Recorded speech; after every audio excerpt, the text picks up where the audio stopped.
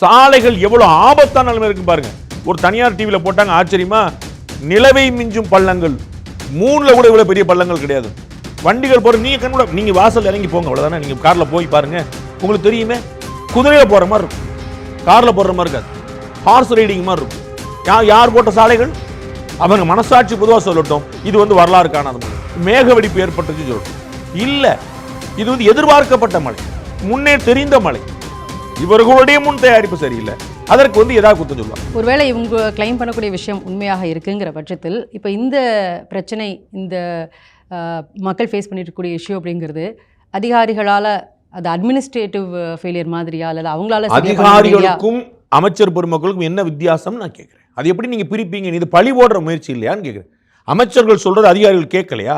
முதலமைச்சர் போய் பார்த்தாரு, துணை முதலமைச்சர் போய் உட்கார்ந்துருந்தாரு, KK ராமச்சந்திரன் விடிய உட்கார்ந்துருந்தாரு. அப்போ இவர்கள் சொன்னதை கேட்கலையா? சொல்லட்டும், சென்னை பெருமாநகராட்சியுடைய கமிஷனர் என் பேச்சு கேட்கல, பேரிடர் மேலாண்மை மீட்பு குழுவுடைய தலைவர்களுடைய பேச்சை கேட்கல, வருவாய்த்துறை செயலர் என் பேச்சை சொல்லட்டும். அப்படி பேசுனதை சொன்னதை கேட்காத அதிகாரிகள் தான் வச்சு நீங்க ஆட்சி நடத்துறீங்களா? எப்படி நீங்க அதிகாரி மேல பழி போடுவீங்க? நீங்க அமைச்சர்கள் சொல்வதை செய்வதற்கு தான் அதிகாரிகள் இருக்கிறாங்க, எந்த அதிகாரி செய்யல? இது பழி போடும் முயற்சி. அப்படி ஒன்று நடக்கவே வாய்ப்பே இல்லை. அமைச்சர்கள் சொல்வதை அப்படியே கேட்கிறார், மாற்று கருத்தை இல்லாமல். இது எப்படி நீங்க அதிகாரிகள் அரசாங்கத்தை பிரித்து பார்ப்பீங்க? அரசாங்கம் என்பதே அமைச்சர்களும் அதிகாரிகளும் சேர்ந்தது. இது ரெண்டும் ஒரு நாணயத்தின் இரு பக்கங்கள் சொல்லிக்கலாம். ஆனால் ரெண்டும் சேர்ந்தா தான் நாணயமே. இப்படி ஒன் சைடு இருக்க முடியும்? அரசியல்வாதிகள் தனி அரசாங்கமா, ராஜாங்கமா? அதிகாரிகள் தனியாக நடத்த முடியுமா?